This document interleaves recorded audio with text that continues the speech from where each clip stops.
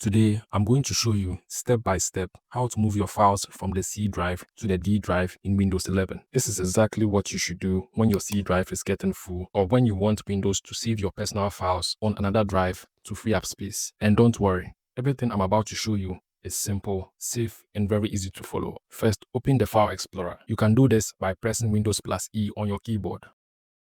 On the left side, click on this PC. You should now see your C drive and your D drive listed. Most people want to move folders like documents, downloads, pictures, videos, music, or any large folder that is taking up space on the C drive. Now open your D drive. Inside the D drive, right-click on an empty area and choose New. From there, select Folder. Create a folder name that matches the folder you want to move. For example, documents, downloads, pictures, videos, or music. Now go to the folder on the C drive you want to move. Now let's access the original folder on your C drive. Go to C drive, user folder, and open your usernames folder. This is where all your personal folders are stored. Right-click on the folder you want to move. For example, document. Select Properties.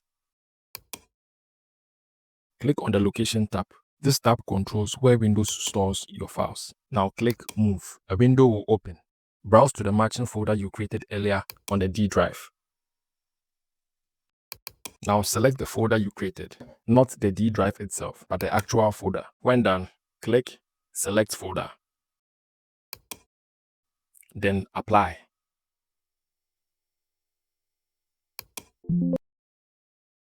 And then Yes to begin moving the files.